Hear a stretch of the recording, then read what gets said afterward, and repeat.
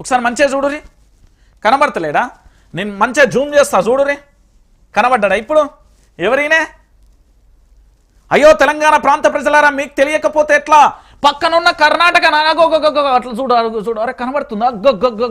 అధికారంలోకి వచ్చిళ్ళు, ఇగో కాంగ్రెస్ వచ్చింది, మన కాడ కూడా అధికారంలోకి రావాలే అని చాలా మంది చెప్పారు కదా. ఇలా అధికారంలోకి వచ్చిన వాళ్ళ పార్టీకి సంబంధించి కాంగ్రెస్ పార్టీలో ఈయన పేరు కేసీ వేణుగోపాల్, గుర్తున్నాడా?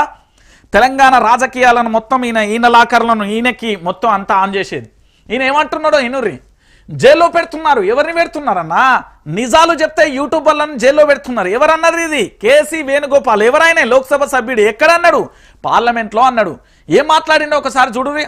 నిజాలు చెప్తే యూట్యూబర్లను జైల్లో పెడుతున్నారు. డిజిటల్ మీడియాపై తప్పుడు కేసులు, బీజేపీకి వ్యతిరేకంగా మాట్లాడితే జైలా.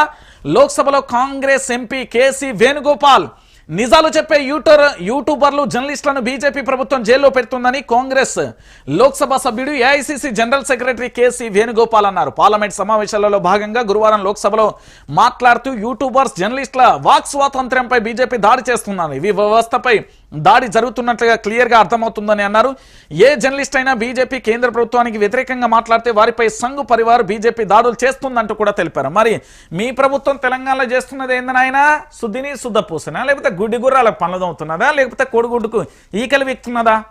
మీ కాంగ్రెస్ ప్రభుత్వం ఏం చేస్తున్నది? కేసీ వేణుగోపాల్ జీ పార్లమెంట్లో లడాలడా అని మొత్తుకుంటున్నావు కదా.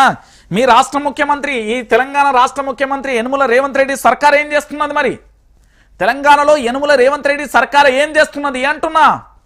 మీ ప్రభుత్వం ఈ తెలంగాణలో 100కు పైగా కేసులు పెట్టి ఇబ్బంది పాలు చేస్తూ చాలా రకాలుగా మానసికంగా వేధిస్తున్నది. మరి దీని గురించే మాట్లాడుతూ మీ వరకు వస్తే సమస్య, మీ వరకు రాకపోతే మాత్రం ఆనందం. ఇయో కేసీ వేణుగోపాల్ అండి. ఈయన కాంగ్రెస్ పార్టీకి సంబంధించిన సభ్యుడు, పార్లమెంటు సభ్యుడు, లోక్సభ సభ్యుడు, దాంతోపాటుగా ఏఐసీసీ జనరల్ సెక్రటరీ. ఈయన కాంగ్రెస్ పార్టీ. వీళ్ళ ఏంటి అంటే వీళ్ళ కర్ణాటకకు సంబంధించి కాంగ్రెస్ ప్రభుత్వం అధికారంలో ఉన్న రాష్ట్రాలలో బీజేపీకి వ్యతిరేకంగా అక్కడి సోషల్ మీడియా అంటే కాంగ్రెస్కు సంబంధించి పెడితే ఆడ కేసులు అవుతున్నాయని ఇగో ముసలి కన్నీరు కారుస్తున్నారు. మన తెలంగాణలో ఏం జరుగుతున్నది మరి? ఇవి కనబడతలేవా ఇక్కడ యూట్యూబ్ జర్నలిస్టుల విషయంలో? ఇవన్నీ కనబడాయి అంతే. ఇవన్నీ కనబడితే ఎట్లా? ఇవన్నీ కనబడితే ఆగమాగమేనా. ఇక దాంతోపాటుగా ఇంకొక అంశాన్ని కూడా ఇక్కడ చూద్దాం. రేవంత్ పాలన సగం సగం ఆగమాగం. కాంగ్రెస్ ఎన్నో హామీలు ఇచ్చి మాయం చేసింది. అసెంబ్లీ బయట లోపల రేవంత్ అబద్ధాలే. దేవుళ్ళ మీద ఓట్లు వేసి మరీ మాట తప్పిండు. రేవంత్ గుండాయిజం పెంచుతున్నాడు. ముసలులు, దివ్యాంగులపై పైసలు తింటున్నాడు. లంబాడీలను అవమానించిండు. హైడ్రా పేరుతో పేదల ఇళ్లను కూల్చుడు తప్ప కట్టుడు తెలియదు. రేవంత్ ఒర్రుడు ఎక్కువ, పని తక్కువ. నాగర్ కర్నూలు సభలో హరీష్ రావు అంటూ కూడా చెప్పిన పరిస్థితి కనబడుతుంది. ఇక్కడ విషయం ఏంది అంటే తెలంగాణ ప్రాంత ప్రజలందరూ కూడా ఆలోచించాలి.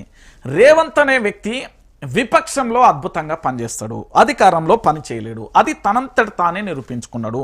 ఇక్కడ ఎవరు ఆయనను విమర్శిస్తలేరు, ఎవరు పొగుడతలేరు. తన గురించి తాను తెలుసుకోవాల్సిన అవసరం.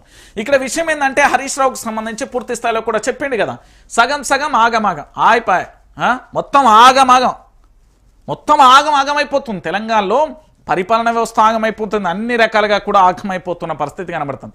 ఇకనైనా తెలంగాణ ప్రాంత ప్రజలు మేలుకోకపోతే, ఇన్ని జరుగుతుంటే, ఇన్ని విధ్వంసాలు జరుగుతూ ఉంటే, అప్రకటిత ఎమర్జెన్సీ నడుస్తూ ఉంటే, అప్రజాస్వామిక పాలన నడుస్తుంటే, ఇక మేము మేలుకోం, అయినప్పటికీ కూడా మేము ఇట్లనే ఉంటామంటే ఇక దేవుడు కూడా ఆఖరికి హైదరాబాద్ సెంట్రల్ యూనివర్సిటీ భూముల మీద చెట్లను నరికేస్తే ప్రకృతికి కూడా కోపం వచ్చింది, వానగొచ్చింది. నిన్న సంతోషపడ్డది సుప్రీంకోర్టు స్టే రాగానే. అంటే ఒకసారి మీరు